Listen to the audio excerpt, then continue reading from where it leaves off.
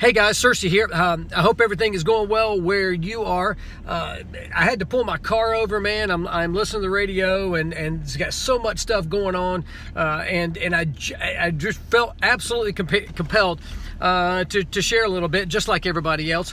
But anyway, some of the things that happened last night, the Democratic debates, I'm not even going to get into that. There's enough talk about that going on today. But what I did want to talk about are a couple of Supreme Court cases. The one with the citizenship status question on there that the Supreme Court struck down. That one is not really the one that I want to talk about today. I do want to reference, though, the gerrymandering or the drawing of congressional districts that the Supreme Court struck down and left the authority and the responsibility to draw those congressional districts, left that authority with the states. Now, there are a lot of people at the national level that are going to be upset with that. People at the state level are still they're pretty happy about that today. One of the primary reasons is that leaves that congressional drawing and the actual drawing of those districts with the state legislatures. Now, if you want to change the drawings or you want to change the congressional districts, those geographic boundaries, here's the way to do it. You win elections. This is really at the basis of our government and the basis of our a government that is of, by, and for the people. And that's one of those, you as and me as citizens, we as voters, we have the opportunity to impact how our governments run, how our elections are going. All of that resides with us at the citizen level. And we're going to talk a little bit more about that another time. But I want to talk about a much bigger issue and something that's really been on my mind for quite some time now. I haven't really heard anybody talk about this yet, but it's something that I've been thinking about for the last couple of years, really looking at things, really studying it and watching this ideological shift. We talked about an ideological shift and a couple of days ago. If you haven't seen that video, you got to check it out and make sure that you send me your email or your mailing address so I can send you a copy of the Constitution. But I want to talk about a civil war. Now, one of the most tumultuous times in our country's history were the decades leading up to the 1860s, and then from 1861 to 1865. Those were the dates of the Civil War.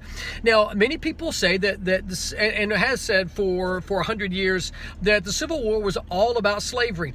Actually, the Civil War was all about states' rights and more economic decisions and ideology. It was the ideology of the states that they wanted to retain their own way of life, and that's what the issue of this Civil War was based on: the secession of the states when the Confederate states joined together, and those were all about states' rights. What we have today, current 2019. There is another civil war coming if we're not already in a civil war. Let's think about those things. The 10th Amendment grants rights to the states. Let's think about what's going on at the state levels that really is going against the federal law. Let's think abortions. States are determined that the legalization of marijuana.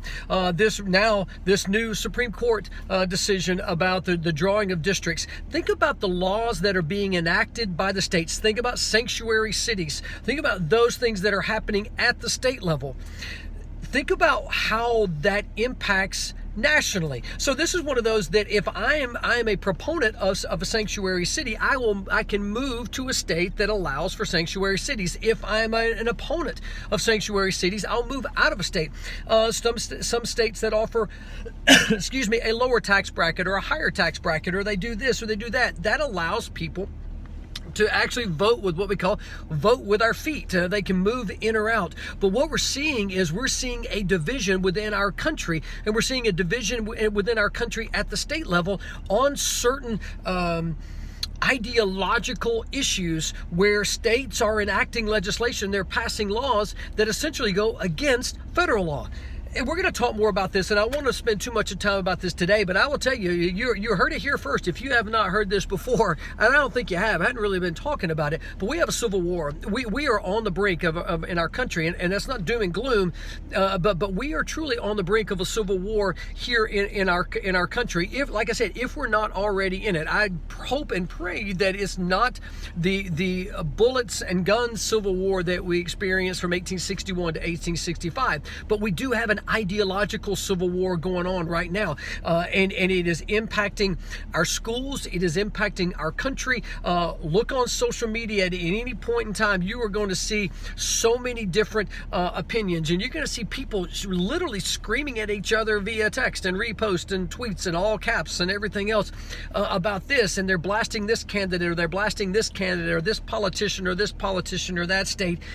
There is a civil war going on, and so that is why it is all incredibly imperative that we as citizens become, one, knowledgeable about our Constitution, knowledgeable about how government works, knowledgeable about how we as individual citizens can make a difference, how we can impact our legislature, how we can impact our communities at the local level, the state level, then ultimately at the federal level. Listen, it is our responsibility to, one, do our research, own our perspective, and then share our perspective in a way that, one, acknowledges the fact that the person that you're talking to, or that we're talking to, has their own opinion and perspective. Honor that. And then if you decide that you agree to disagree, that's fine. But everybody has their own opinions. But at the end of the day, make sure that our opinions and our perspectives, and especially our post and repost and the things that we are holding on as gospel, make sure that we have done our homework. Make sure that we've done what we need to do to ensure that our perspective, that, one, we can back it up, two, that we understand what the other is saying, and that we can provide actually educated conversation back and forth. We have lost the ability to have a conflicting conversation without screaming and yelling or running over somebody or running them down or whatever it is. We've lost the ability to do that. And I think that is something that we as a citizenry have to get back to. But enough about that. But again, I just felt needed to share. This is one of the things I want you to do. One, send me your address, jeff@4rtv.net. I will mail you a copy of the United States Constitution. I want you to read it. Be one of that top 2%, or the 2% of people in the entire United States that have actually read the Constitution. But the other part is, and we're going to talk about this, and I'm going to talk about this a whole lot more, and I'm going to do some writing about it, and I'm going to do some blog posts and other videos about this civil war that is occurring in the United States, and is all based on ideology, all based on states' rights. It's all based on everything that prompted the civil war that we read about in history books. Hey, until next time, keep it real. Take care.